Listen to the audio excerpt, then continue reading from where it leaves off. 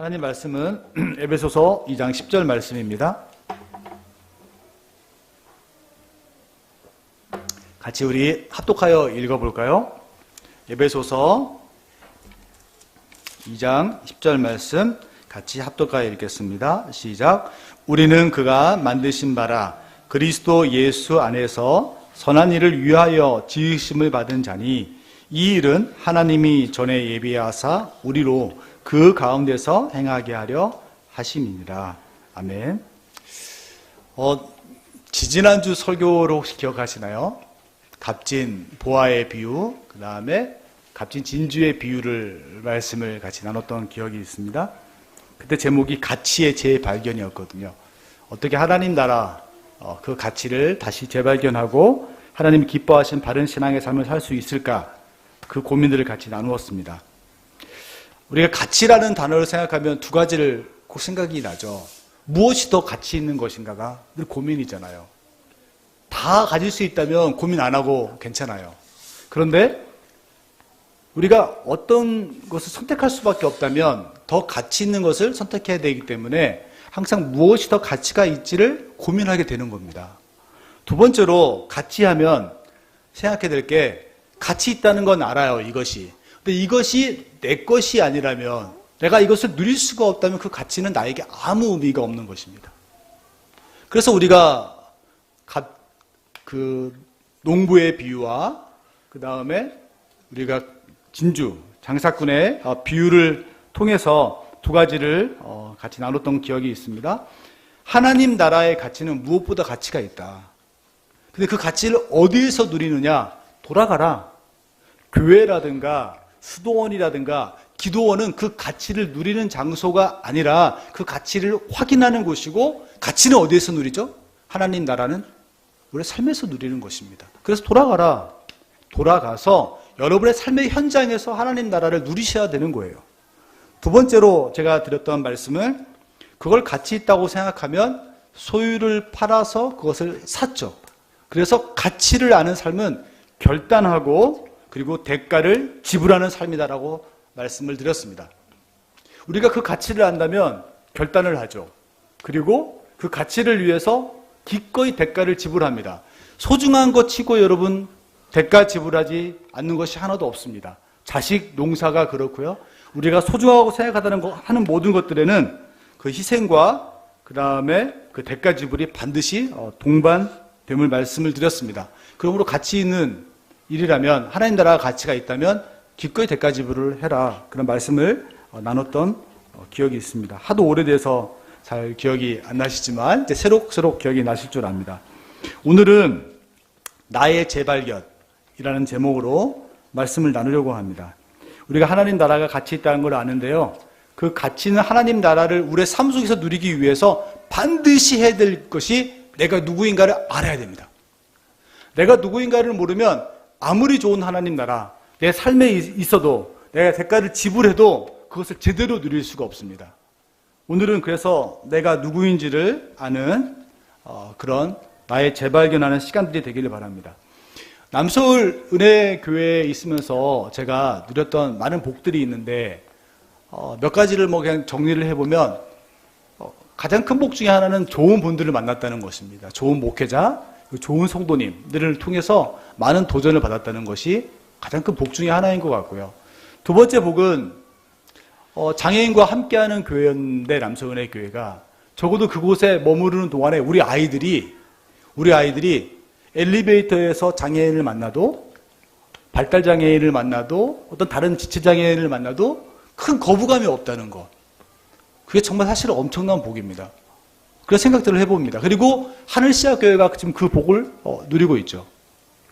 또 하나 복이 있다면, 전도폭발이라는 전도 프로그램을 제가 5년 동안 디렉터로 일하면서 영혼과 영혼이 만나는, 그런 가까이 만나는 경험들을 했다는 것입니다. 저는 전폭을 할 때 입에 붙이고 달았던 제가 말이, 나는 행복한 목사입니다라는 말을 굉장히 많이 하고 다녔습니다. 왜 그러냐면, 내가 영적인 존재인 것을 어떻게 확인하냐면, 영혼과 영혼이 만나는 경험을 통해 확인하거든요. 아, 내가 영적인 존재구나. 아, 이분이 영적인 존재구나. 그리고 우리는 영과 영의 세계가 만나는 곳 살아가고 있구나 하는 것을 많이 누릴 수 있죠. 말씀을 통해서, 우리가 예배를 통해서, 또 기도를 통해서 누릴 수 있어요. 근데 제가 경험한 바로는 내가 영적인 존재인 것과 영과 영혼이 만나는 경험은 전도의 현장에서 가장 강력하게 느낀다는 생각을 하게 되었습니다. 그래서 전도 현장에서 많은 분들을 만나고 또 전도하신 분들의 간증을 들으면서, 보고를 들으면서 굉장히 큰 도전을 받았던 그런 복된 시간들이 있었던 것 같습니다. 저는 전폭을 보면, 전폭 얘기를 좀 하면서 이제 하려고 하는데요. 전도 폭발에 보면 신앙의 5가지 기둥을 얘기하거든요. 혹시 기억하시나요? 첫 번째가 뭐죠? 천국. 그쵸? 세미자매님 들었죠? 천국. 두 번째가 뭐죠? 인간. 잘 기억이 안 나요? 네. 두 번째가 인간. 세 번째가 누구죠? 하나님. 네 번째가 예수 그리스도. 다섯 번째가 믿음. 이 성경에 대해서, 복음에 대해서 할 말이 많은데 이 5가지를 이렇게 요약을 해놓은 것이 전도 폭발입니다. 저는 그래서 지난주에는 하나님 나라의 가치에 대해서 여러분과 함께 나눴습니다. 오늘은 인간이 누구인지에 대한 재발견의 시간을 갖고자 원합니다. 다음 주는 뭘까요? 하나님. 그 다음 주는 뭘까요? 예수님. 그 다음 주는요? 믿음에 대해서 재발견하는 시간들을 가지려고 합니다. 지금 사실 우리가 모르는 것이 아니라 우리가 알고 있는 것들을 새록새록 다시 재발견함으로 우리는 새로운 믿음의 삶을 살아가야 하기 때문에 그렇습니다. 사람과 사물을 제대로 이해하기 위해서는요, 그 존재가 지닌 본질적인 의미와 가치를 발견하는 것이 매우 중요합니다.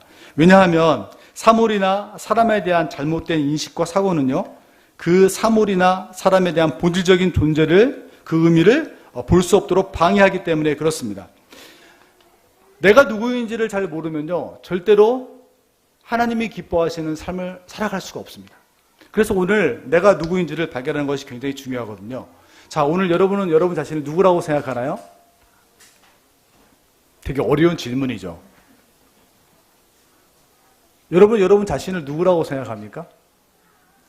그러면 한번, 나는 잘 모르겠는데 옆에 분 한번 보시죠. 누구라고 생각하세요? 원수? 우리 근영자매가 왼수 그러는 것 같은데. 아니야. 평생 왼수? 오늘 말씀은요, 우리가 누구인지를 분명하게 말합니다. 왜냐하면 내가 누구인지 분명하게 할 때 하나님이 원하시는 선한 삶을 살아갈 수 있기 때문에 그래요. 많은 그리스도인들이 관심이 어디에 있냐면요, 내가 예수 안다. 이제 어떻게 하나님의 공동체를 아름답게 세워가고 하나님이 기뻐하시는 선한 삶을 살 수 있을까 고민하거든요. 그런데 하나님이 원하시는 삶, 하나님이 기뻐하시는 삶은 내가 누구인지 알 때 살아갈 수 있는 것이지, 내가 누구인지 모르면 절대로 못 살아가요. 오늘 그 말씀을 나누려고 합니다. 에베소 교인들에게 오늘 사도 바울이 편지를 썼어요. 그게 에베소서예요, 오늘 말씀. 불신자들에게 썼나요? 아니요. 바울을 통해서 예수님을 아는 사람들이에요. 그러니까 너는 크리스찬이 아니라 크리스찬들에게 쓴 말씀이라고요. 근데 이 에베소를 쓴 이유가 무엇입니까? 어떻게 하면 하나님이 기뻐하시는 삶을 너희들이 살아가야 되는지 내가 얘기해 줄게. 그게 에베소서예요. 근데 오늘 에베소서 2장 10절에서 하나님이 기뻐하시는 선한 일, 오늘 본문을 보면 우리는 그가 만드신 바라 그리스도 안에서 선한 일을, 우리는 그리스도 안에서 어떻게 선한 일을 만드는가에 관심이 굉장히 많잖아요. 그런데 어떻게 그리스도 안에서 선한 일을 만들어 갈 것인가에 대한 관심을, 그것들을 이루어가는 삶을 살기 위해서 반드시 먼저 해야 될 일이 무엇이냐면 너가 누구인지 알아야 된다는 것입니다. 여러분 누구입니까? 성경은 여러분이 누구인지 분명히 말씀하고 있습니다. 여러분은 하나님께서 만드신 걸작품입니다. 이거 잊으시면 안 돼요. 여러분 누구라고요? 여러분은 하나님이 만드신 걸작품이라고요. 누가 뭐라고 하든, 누가 여러분의 가치를 결정하건, 내 소유 때문에, 내 지위 때문에, 내 가지고 있는 장애 때문에 여러분을 평가하는 게 아니라 하나님이 여러분을 걸작품이라고 말씀을 하신다고요. 우리는 그의 만드신 바라 그리스도 안에서 선한 일을 위하여 어떻게 한다? 지으심을 받았다는 말을 또 한 번 더 하죠. 거듭께서 얘기하는 거예요. 2번이나. 여러분은 하나님의 걸작품이에요. 하나님이 여러분을 만드셨어요. 그래서 선한 일을 할 수 있는 거예요. 이게 사도 바울의 메시지입니다. 이것을 현대인의 성경을 보니까 조금 더 재밌게 말했더라고요. 우리를 창조하신 분은 하나님이십니다. 우리는 선한 일을 위하여 그리스도 안에서 창조함을 받았는데 이것은 하나님이 미리 준비하셔서 우리가 그렇게 살도록 하신 것입니다. 이렇게 말씀합니다. 그러니까 우리가 여러분들 교회에 나오는 많은 분들이 예수님 알아. 이제 어떻게 선한 일을 살 수 있을까 한번 고민해보자. 그 선한 일이 어떻게 살아가냐면 내가 누구인지 알므로 살아갈 수 있는 거예요. 내가 누구인지 모르면 못 살아간다고요. 오늘 그 이야기를 여러분과 함께 나눠보려고 합니다. 성경은 우리 가운데 분명히 우리에 대해서 말씀하고 있습니다. 너는 하나님의 걸작품이다. 첫 번째. 두 번째는 무엇인가요? 성경이 오늘 본문에 나와 있지 않지만 본질적으로 죽을 수밖에 없는 죄인임을 말합니다. 이게 우리 인간의 두 모습이에요. 성경이 말하는 전부예요. 여러분은 하나님의 멋진 걸작품이기도 하지만 하나님의 은혜가 없으면 죽을 수밖에 없는 죄인이라고요. 이걸 알 때 우리는 하나님 자녀답게 살아갈 수 있는 것입니다.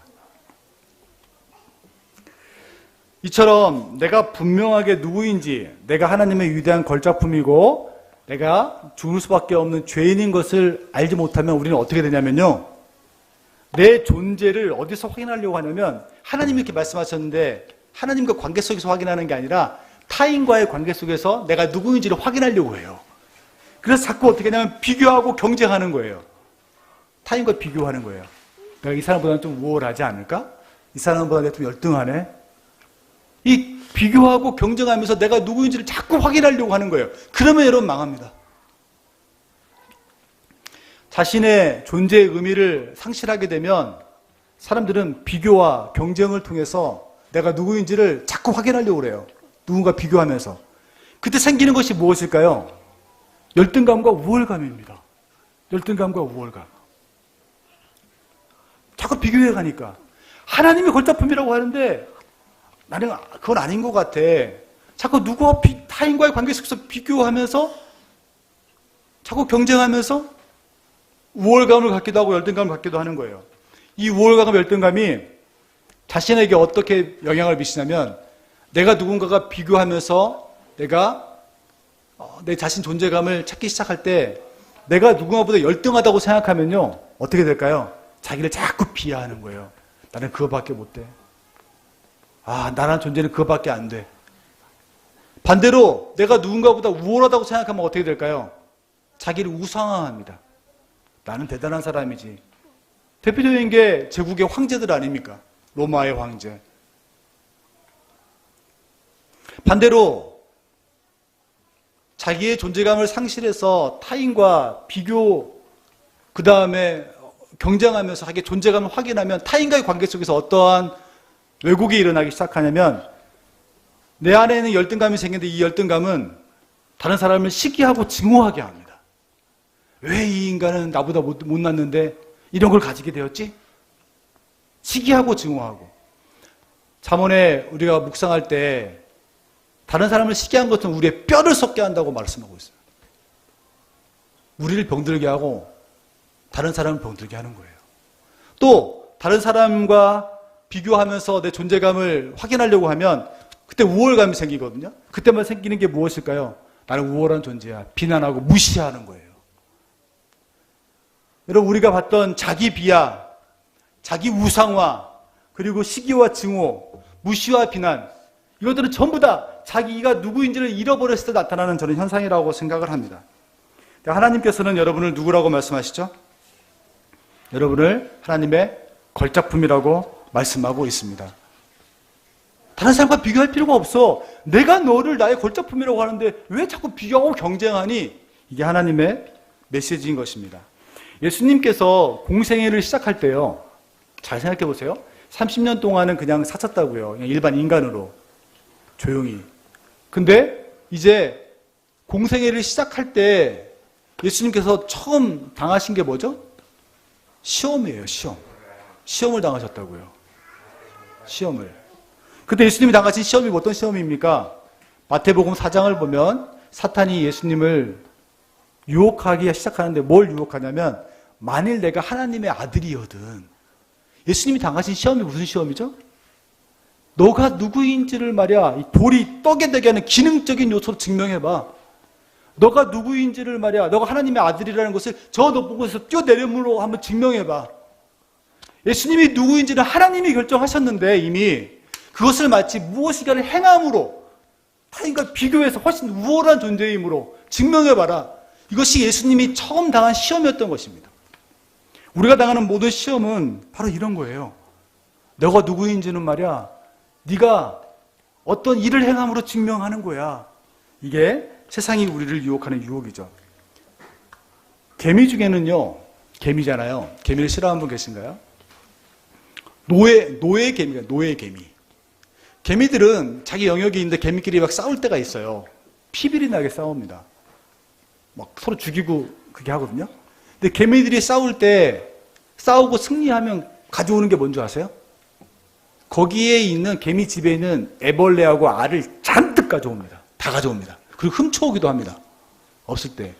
그리고 난 다음에 한 곳에 쌓아두고 난 다음에 여왕개미가 와가지고 여왕개미가 거기에 여왕개미의 분비물을 쫙 뿌려가지고 화학적 쇠뇌를 시켜요. 그러면 이 애벌레와 알들은 개미가 되고 난 다음에 자기의 어미가 자기의 여왕이 이 도둑 여왕인데 이게 자기의 여왕인 줄 알고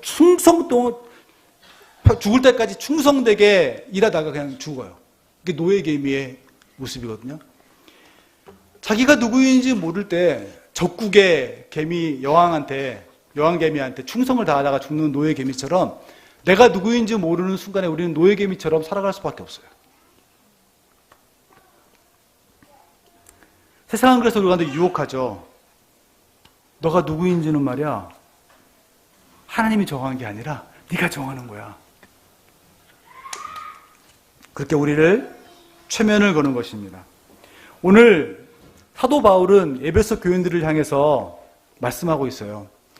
만약에 너의 자아 정체성이 상실되면, 우리가 상실하게 되면 어떻게 되냐면요, 더 이상 내가 세상에 사는 것이 아니라 세상이 나를 지배하게 됩니다. 그리고 세상의 가치에 맡겨진 나의 삶이라는 것은 결국 노예개미처럼 죽을 수밖에 없어요. 그게 우리 인생이 되는 거예요. 그런데 반대로 내가 누구인지를 찾게 되면 이런 삶 살지 않아요. 세상의 기능적 요소로 나를 파악하고 나를 규정한다 할지라도 그게 내가 아니거든요. 내 소유가 나라가 아니거든요. 내 지위가 나가 아니거든요. 내 배움이 내가 아니거든요. 하나님이 나를 걸작품이라고 했기 때문에 그것이 나를 규정하는 것입니다. 거기에 걸맞는 삶을 살아가게 되는 것입니다. 그리스도인은 하나님께서 만드신 걸작품입니다. 그걸 여러분 잊으시면 절대 안 돼요. 여러분이 오늘 사도 바울이 이야기한 것처럼 그리스도 예수 안에서 선한 일을 하고 싶다고요? 어떻게 선한 일을 할 건데요, 여러분? 비교하고 경쟁하면서 할 겁니까? 절대로 이렇게 못해요. 내가 누구인지 알 때 할 수 있는 거예요. 내가 하나님의 멋진 작품이지. 그래서 사람들이 넌 그것도 못하냐? 그럴 때 당신이 그렇게 이야기해도 나는 하나님의 걸작품이기 때문에 할 수 있다고. 하나님의 선한 일을 할 거라고. 당신이 정말 대단해요 라고 우상화 만들어도 아니에요. 저는 그렇지 않아요. 저는 정말 하나님의 은혜 없이 살아갈 수밖에 없는 죄인이에요. 그렇게 고백함으로 하나님이 기뻐하신 선한 삶을 우리가 살아갈 수 있는 것입니다. 많은 성도님들의 관심이 사실은 선한 일에 있는데요. 어떻게 선한 삶을 살고 어떻게 선한 공동체를 이루어갈 수 있는가. 그 전제 조건이 있잖아요. 내가 누구인지 알라는 거예요. 우리 사도 바울이 그런 일에 관심 있는 에베소 교인들을 향해서 먼저 말하기를 우리는 그가 만드신 바라. 그걸 먼저 알고 난 다음에 하나님의 선한 일을 살아갈 수 있는 거야. 너는 하나님의 지으신 바야. 라고 거듭해서 말씀하고 있는 것입니다. 세상이 주는 가장 큰 속임수는 좀 어려운 말이죠. 현상학적인 기능들. 그것이 우리의 본질적인 존재를 결정한다고 얘기하는 것입니다. 다시 좀 설명을 하면 세상에 드러나는 기능들이 내가 누구인지를 결정한다고 생각해요. 예를 들어서 돈이 많으면 그게 나인 거라고 생각해요. 괜찮은 사람이라고. 돈 많은 사람은 다 괜찮은 사람입니까? 돈 없으면 다 괜찮지 않은 사람입니까? 많이 배우면 괜찮은 사람이라고 의시돼요, 사람들이. 그래서 개똥 같은 이야기하는 사람들이 있잖아요. 말도 안 되는 이야기. 못 배운 사람들을 무시하고 자기보다 못 배웠다고 무시하고 좋은 대학 나온 게 별건가요? 그게 자기라고 생각하는 거예요. 자기를 왜곡하게 만드는 거예요. 자기를 우상화 만드는 거예요. 반대로 내가 배움이 적기 때문에 나는 쓸모없는 인간이야. 누가 그래요? 배움이 없다고 쓸모없는 인간으로 누가 그러냐고요. 자기 비하할 필요 없어요. 사람들과 비교하고 경쟁하면서 내 정체성이 정해지는 게 아니에요. 자꾸 기능적인 요소를 보지 말라고요. 드러나는 것 때문에 내가 거쳐내는 게 아니라 내가 누구인지는 누가 정하시는 겁니까? 하나님이 정하시는 거예요. 하나님이 여러분을 뭐라고 하냐고요. 하나님이 여러분을 하나님의 걸작품이라고 얘기한다고요. 여러분, 마네나 모네, 고흐나 고갱이 사용한 물감은 뭐 특별한 물감입니까? 뭐 금이 뭐 24K가 들어간 물감인가요? 누가 그래야지 명작이 되나요? 명작이 어떻게 탄생했습니까? 특별한 재료로 만들어야지 명작품입니까? 아니요. 만드는 사람이 누구냐가 명작을 결정하는 거예요. 만든 사람이 누구냐. 우리가 알고 있는 세계적인 명작품들은 똑같은 재료 썼어요. 그 당시 쓰던 화가들, 아니 그거보다 더 못한 재료를 사용해서도 그 사람이 그리면 명작이 되는 거예요. 여러분의 보이는 기능 때문에 여러분의 인생이 좌우된다고 생각하지 마세요. 이 풀은 뭘까요? 잡초입니다. 잡초. 잡초가 뭡니까? 그냥 뜯어서 그냥 버려버리는 거. 제가 초등학교 다닐 때는 조회가 마치면 월요일마다 뭐 꽃갱이 가져와가지고 운동장 그 잡초 뽑는 게 일이었어. 다 시켰어요, 그걸. 잡초 이렇게 모아놓고. 잡초가 쓸모없는 풀입니까? 누가 그렇게 결정했어요? 누가 결정했어요? 사람들이 결정한 거예요. 나한테 필요하지 않다는 거지. 드러나는 현상학적 기능으로 볼 때는 여기서 뭐 열매가 납니까? 여기 보기가 좋습니까? 그러니까 쓸모없으니까 그냥 뽑아서 버린다는 거예요. 쓸모없는 풀이라는 거예요. 누가 그걸 결정했나고요? 세상에 쓸모없는 풀이 어디 있습니까? 마지못해 땅이라도 뿌리가 내리면서 개간을 하고, 그렇죠? 산소라도 공급하고, 아니면 동물들의 밥이라도 되고. 쓸모없는 풀이 어디냐고요? 누가 그걸 결정했나요? 잡초라는 것은 그 존재의 의미의 측면이 아니라 철저하게 기능적인 측면에서 붙여진 이름이에요. 하나님은 여러분의 인생을 잡초라고 생각하지 않아요. 절대로. 세상 사람도 잡초라고 얘기할 수 있어요. 기능적인 부분으로 보니까. 하나님은 그렇지 않다고요. 하나님은 여러분을 존귀한 나무라고 생각하신다고요. 하나님은 여러분을 하나님의 걸작품으로 이야기한다고요. 근데 사단은 사람을 통해서, 다른 매체를 통해서 기능적인 부분으로 우리를 자꾸 보면서 너는 이런 존재밖에 안 돼. 아니면 너는 이렇게 우월한 존재라고 우리를 부추기기도 하고 우리를 비하하기도 합니다. 그리스도인은 기능적인 측면으로 결정되는 게 아니에요. 그리스도인의 공동체는 기능적인 측면으로 결정되는 게 아니라고요. 그리스도인 됨, 신앙 공동체로서의 역할은 하나님이 결정하시는 것입니다.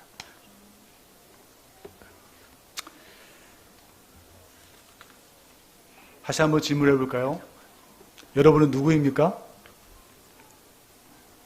이거 알아야 하나님의 선한 삶을 살아갈 수 있는 거예요. 여러분, 하나님 나라 같이 있고 같이 있는 것 알고 하나님 백성으로 살아가고 싶은데 못 살아가는 것 무엇 때문일까요? 내가 누구인지를 매일매일 확인하지 않기 때문에 그래요.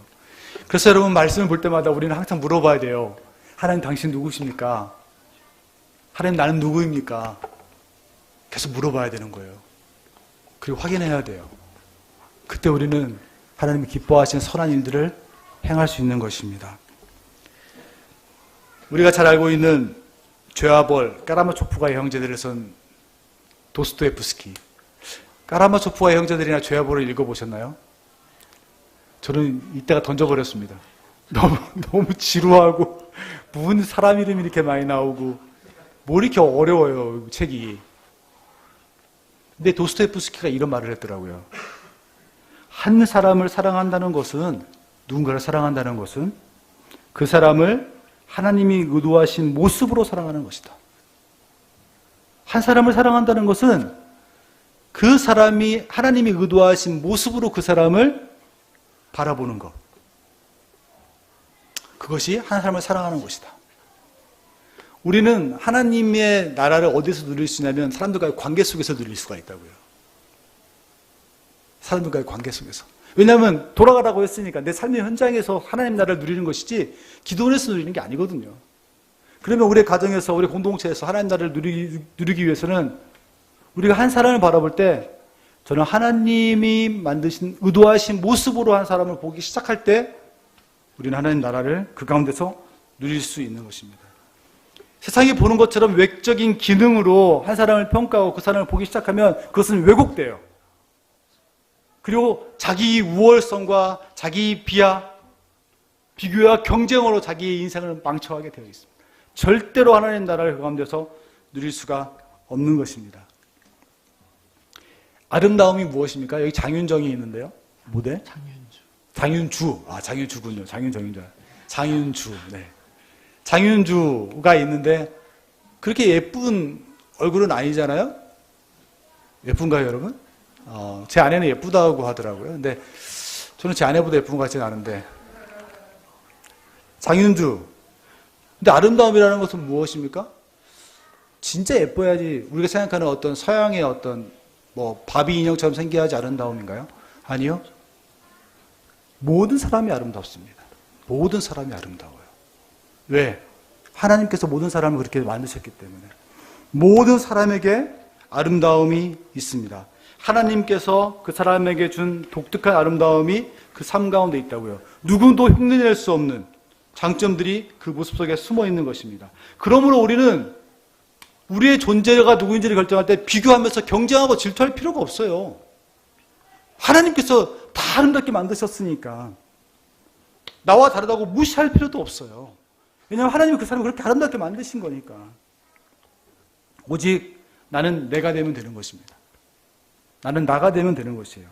하나님이 창조하신 걸작품으로서 나를 그냥 인식하면 되는 거예요. 거기에서 우리가 하나님 나라를 누릴 수 있고 하나님의 선한 일을 할 수 있는 것입니다. 여러분, 우리의 외적인 환경이 나를 절대로 결정하지 못해요. 절대로 속지 마세요, 여러분. 세상이 하는 말에 속지 말라고요. 세상의 모든 말들, 세상의 어떤 기능적으로 드러난 나는 그 모습으로 우리를 평가하는 모든 것들이 세상이 이야기하는 말을 듣고 내가 그거 그렇구나, 그게 나구나라고 생각하지 말라고요. 하나님이 여러분을 하나님의 걸작품으로 만드셨습니다. 우리의 정체성은 하나님께서 결정하셨고 하나님이 여러분을 향해서 세상에 누가 어떻게 이야기하든 나는 너를 나의 걸작품으로 명명한다. 하나님이 말씀하셨습니다. 우리가 이 사실을 확인하고 한 발 더 나아가서 내가 하나님의 은혜 없이 살아갈 수 없는 죄인임을 또한 고백할 때 우리는 하나님이 원하시는 선한 일들을 해나가며 살아갈 수 있을 것입니다. 그런 은혜가 저 여러분 가운데 있기를 주님의 이름으로 축원해 드립니다. 이 시간 같이 찬양할 텐데 너는 내 아들이라. 누가 말씀하셨나요? 하나님이 말씀하셨습니다. 다른 것이 아니라 하나님, 내가 너를 나의 아들이라고 얘기한다. 세상에 주눅들 필요가 없는 게 세상 사람들의 말에 현혹될 필요가 없는 것이 내가 너를 나의 아들이라고 했기 때문에 넌 내 아들이야. 하나님 결정하시는 거예요. 같이 찬양하겠습니다.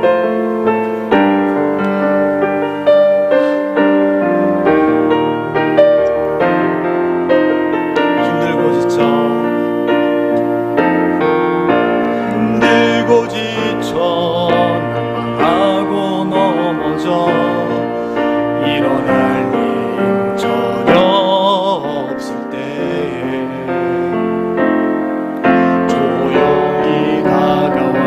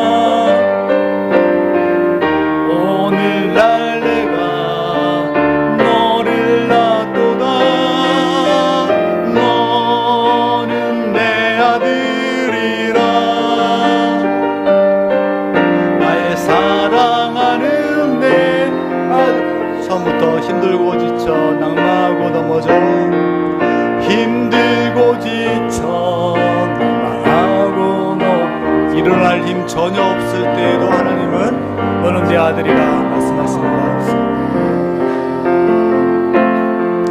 조용히 다가와 손잡아 주시며 나에게 말씀하시네. 나에게 실망하고 내 자신 연약해 고백할 때에도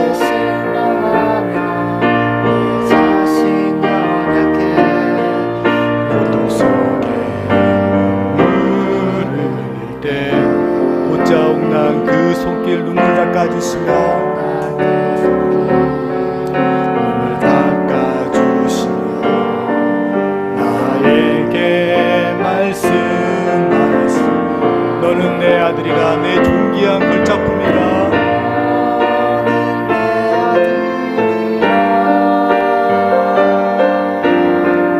오늘날 내가 너를 놔도다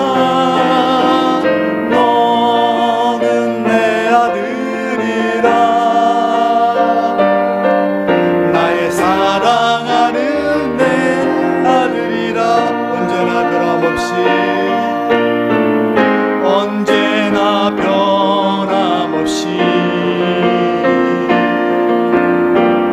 너는 내 아들이라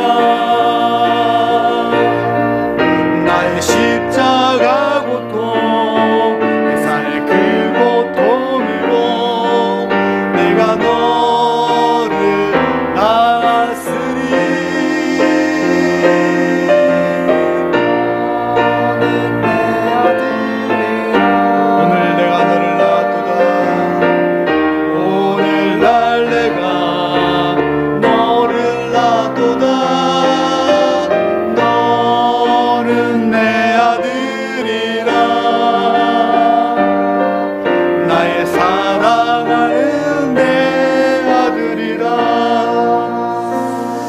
기도합시다.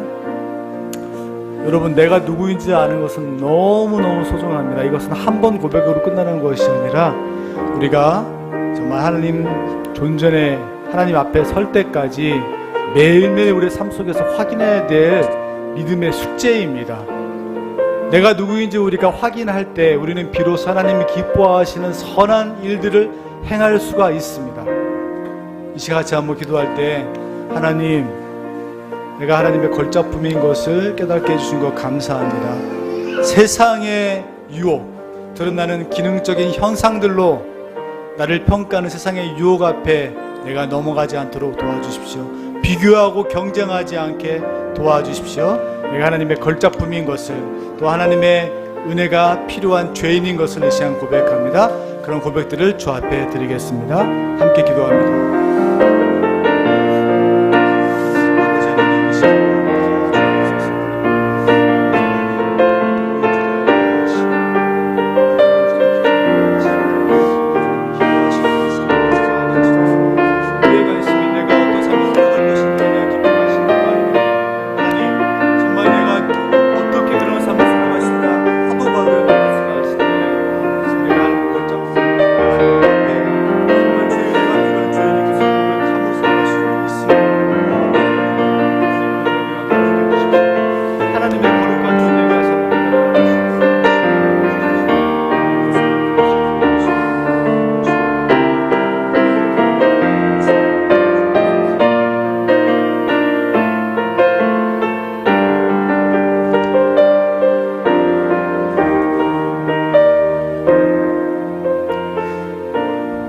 하나님, 세상은 끊임없이 우리를 유혹합니다. 너가 누구인 것은 너 주변에 드러나는 것들로 너가 누구인지 증명된다. 너의 소유로, 너의 지식으로, 너의 관계로, 너의 외모로 너가 누구인지를 증명할 수 있다. 하나님, 내가 누구인지를 세상이 증명하는 것이 아니라 내가 누구인지는 하나님께서 증명하시는 줄 압니다. 하나님은 우리를 향해서 너는 내가 만든 하나님의 걸작품이다, 나의 걸작품이다 말씀하셨습니다. 세상이 우리의 드러나는 모습으로 평가할지라도 하나님은 우리를 향해서 너는 나의 정말 중요한 존재, 넌 내 아들이고 넌 나의 걸작품이라고 하나님 말씀하십니다. 하나님, 이것을 날마다 우리의 삶 속에서 우리가 확인하기 시작할 때 우리는 하나님의 선한 일을 할 수 있습니다. 하나님, 세상의 그 유혹과 시험 앞에서 우리가 무너지지 않도록 우리를 붙잡아 주십시오. 세상이 나를 통제하는 것이 아니라 내가 누구인지 알아가므로 내가 세상을 통제할 수 있는 하나님의 사람 될 수 있도록 도우시며 인도해 주십시오. 그래서 하나님이 우리에게 분부하신 멋진 하나님의 기뻐하신 그러한 삶을 살아갈 수 있도록 도와주십시오. 지금은 우리 주 예수 그리스도의 은혜와 하나님의 아버지의 무한하신 사랑과 성령 하나님의 인도하시는 역사가 내가 누구인지 하나님 말씀을 통해서 분명하게 확인하고 확인함으로 하나님이 기뻐하시는 귀한 삶 살아가기를 소원하는 하나님의 백성들 위해 지금부터 영원토록 함께 있을지어다. 아멘.